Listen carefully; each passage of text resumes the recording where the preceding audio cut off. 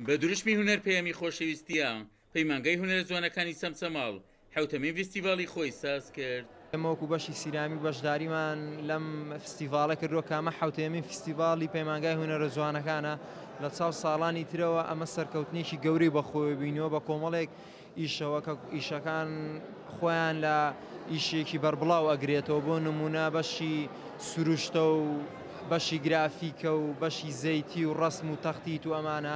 حوتەمین فستیڤاڵی پەیمانگای هونەرە جوانەکانی چەمچەماڵە ئێمە لە بواری ئەزمونا کارمان کردووە کە ئەم بوارەش بریتە لە لەوحەیەک و بێ مادەیەکی ئەکریلیک ئیشی لێ ئەەکەین بە هاوکاری مامۆستا ئاکۆ دەستخۆشی لێ ئەەکەین کە مامۆستای ئەم مادەیەمان بوو.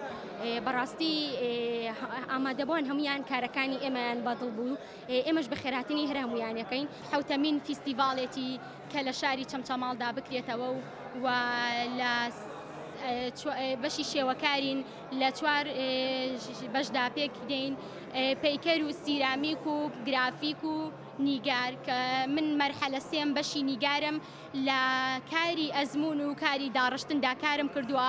زۆر سوپاسی مامۆستا بەهرەمەندەکانم ئەەکەم کە ئێمەی خوێنکاریان گەیاندا ئەم ئاستە کە بتوانین پێشەنگایەکی ئاوها جوان بکەینەوە بۆ شاری چەمچەماڵ. بەڕێوەبەری پەیمانگا کەشڕایەگەیەنێت سەرباری قەیرانی دارایی هەوڵماندا و گەشە بە سەلەکەکانی پەیمانگا بدەین. بە شێوەیەکی گشتی توانیمان ئاستی خوێنکاران تاسڕادێک لە ڕووی زانستیەوە بەراورد بە ساڵان ڕابردوو کە ئەتوانم بڵێم نمونەیان زۆر بێت شێوازێکی زۆر چاک چامەدەستێناوە لە ڕووی تەکنیکەوە لە کارەکانیانە توانیویانە بە هەر سێ بەشەکەوە لە وێنە کێشان و پەیکەر و سیرامێکیش گۆڕانکاریەک بەسەر ئاستی زانستیان نەبێت بتوانن لە ڕووی ئەکادمیەوە لە دەرچوون لە ئاستی ئەکادمی بە هەمان شێوە بتوان شتێک بەدەست بێنن.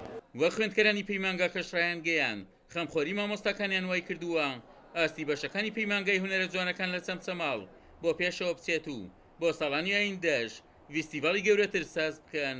عومەر غەریب، کورسات نیوز، چەمچەماڵ.